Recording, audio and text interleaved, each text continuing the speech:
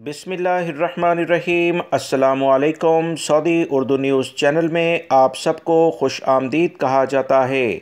Saudi हुकूमत की जानिब से बैरून ममलिकत से उम्रा ज़ायरीन मस्जिदुल हराम और मस्जिद नबवी सल्लल्लाहु अलैहि वसल्लम की ज़ियारत के लिए नए कवानीन का इजरा कर दिया गया है। सऊदी हुकूमत ने बयान में कहा कि जो लोग बैरून ममलिकत से आएंगे उम्रा ज़ायरीन को अब लाजमी तौर पर ऑनलाइन वीज़ा हासिल करना होगा। बयान में मज़ीद कहा गया है कि ऑनलाइन उम्रा वीज़ा मेडिकल इंश्योरेंस होल्डर को ही सिर्फ दिया जाएगा।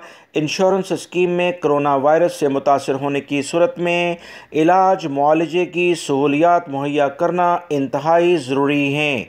ऐसी इंश्योरेंस काबिल कबूल नहीं होगी जिसमें कोरोना से मुतल्लिका एहतियाती तदाबीर और इसका इलाज शामिल नहीं होगा।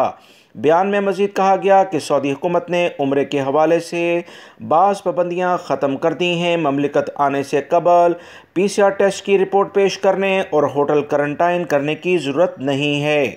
उम्रा और ज़ियारत के दौरान समाजी फ़ासले की पाबंदी भी ख़त्म कर दी गई है, जबकि मस्जिदुल हराम और मस्जिद नबवी सल्लल्लाहु अलैहि वसल्लम में नमाज के लिए इजाज़तनामों का हसूल अब ज़रूरी नहीं रहा है।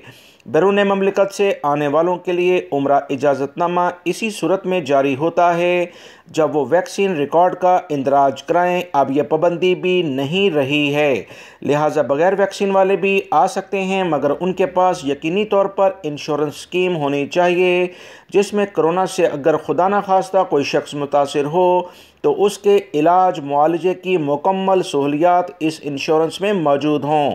बैरून मुल्क से आने वाले बहुत सारे लोग इस बारे में सवाल पूछ रहे थे।